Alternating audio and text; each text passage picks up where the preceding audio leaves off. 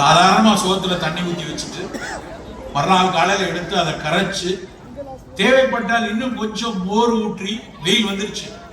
இனிமேல் அடுத்து நமக்கு ஆகஸ்ட் வரைக்கும் கொடுத்த போதான் போகுது வெயில். தினம் தினம் காலையில் ஒரு கப் பானம் அந்த பழங்கஞ்சியை சாப்பிடலாம். பழது அப்படிம்பாங்க, சென்னை பகுதியில் பழது அப்படிம்பாங்க.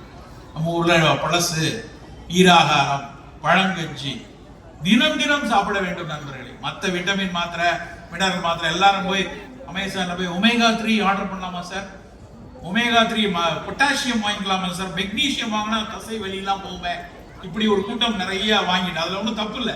உங்கள் மருத்துவர் பரிந்துரைப்படி என்ன நமக்கு இந்த மாதிரியான ஒரு ஊட்ட உணவுகள் மருந்துகள் வேணுமோ எடுத்துக்கலாம், மருத்துவரின் பரிந்துரைப்படி. ஆனால் அன்னான வீட்டிலேயே நம்ம வச்சு சாப்பிட்றதுக்கு பழங்கஞ்சி அவ்வளவு. கஞ்சிகளில் தலையாவது பழங்கஞ்சி. காய்ச்சல் இருந்தனால்தான் சுடுகஞ்சி கொடுப்பாங்க.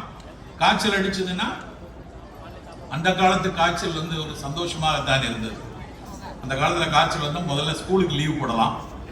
2 நாள் லீவ் போடுறதுக்கு அம்மா எழுதி கொடுப்பாங்க. as my son is suffering from fever, he is not able to come for next 2 days அப்படின்னு எழுதி கொடுத்து விட்டாங்கன்னா தலைமை ஆசிரியர் அதை ஏற்றுக்கொள்வார். அவ்வளவு மகிழ்ச்சியா இருக்கும். 2 நாள் பாய் விரிச்சு சுடுகஞ்சி கொடுப்பாங்க. சில நேரம் இட்லி கூட கிடைக்கும், தோசை கிடைக்கும். வீட்டில் உட்கார்ந்து சந்தோஷமா இருக்கும். ஆனால் இன்னைக்கு கஞ்சி அப்படி இல்லை.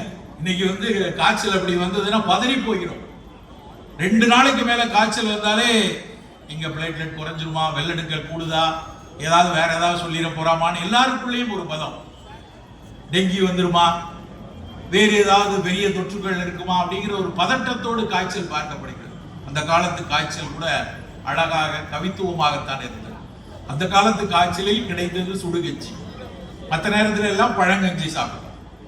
இப்படி ஒரு எத்தனை சிறப்பான கஞ்சிகள். அது முக்கியமா வரதான் ஞாபகம் வர நாஞ்சில் சார் தான் குறுந்தொட்டி கஞ்சி. நம்ம நாகர்கோவில் பகுதியில ஒரு மகளிர் 7ஆம் மாசம் பிரெக்னண்டா இருக்காங்க அப்படின்னா காலில் நீரேத்தம் வரக்கூடாது அப்படின்னா குறுந்தொட்டி கஞ்சி செய்வாங்க. அந்த குறுந்தொட்டி வேர், அந்த குறுந்தொட்டி சின்ன செடியா இருக்கும், அதனுடைய வேரை மட்டும் எடுத்து இந்த கஞ்சியோடு சேர்த்து காய்ச்சி அந்த காய்ச்சியை மறைந்த மூத்த மருத்துவர், ஆயுர்வேத மருத்துவர் மகாதேவன் சார் அவருடைய புத்தகத்தில் எழுதுவார். அந்த குறுந்தொட்டி கஞ்சி எவ்வளவு தூரம் நல்லது. காலில் வீக்கம் வந்துச்சுன்னா, நீரேத்தம் வந்துச்சுன்னா அந்த குறுந்தொட்டி கஞ்சியை கொடுப்பாங்க. ஆரைக்கீரை என்று உண்டு. புளியாரை, வல்லாரை மாதிரி ஆரைக்கீரை, ஆரைக்குறை கீரை, ஊனாங்குடி, கொடுப்பை கீரை, இதெல்லாம் கஞ்சியில சேர்த்து கஞ்சியாக காய்ச்சி அதை சாதத்தோட சேர்த்து இதையும் போட்டு வேக வைப்பாங்க. அவ்வளவுதான். அதை அந்த 8ஆம் மாசத்துல ஒரு உணவாக காலில் நீர் சுரப்பு இருக்க. அப்படி நம் சமூகத்தில் நிறைய உணவுகள், அவ்வளவு சிறப்பான உணவுகள் நம்மோடு இருந்திருக்கிறது. அதெல்லாம் தொலைத்து விட்டு நம்ம புதிய உணவுகளுக்குள்ள போறோம். புதிய உணவுகள் வேண்டாம் சொல்லல, ஆனால் சாப்பிடக்கூடிய ஒரு விஷயத்திலும் நாம் சற்று அக்கறையோடு இதில் ஏதேனும் வணிகத்திற்காக வேறு பொருட்கள் சேர்க்கிறான்னு யோசிக்கணும். சர்க்கரை வேண்டாம் ரொம்ப நாளா சொல்லி இப்போ சர்க்கரை நிறைய பேர் நிறுத்திருக்காங்க. அடுத்த சர்க்கரைக்கு அடுத்த வெல்லம் இல்லைன்னா கருப்பட்டி. அந்த வெல்லம் அந்த வெல்லம் நல்லா கரும்புல இருந்து தான் அந்த வெள்ளை சர்க்கரை வந்தது.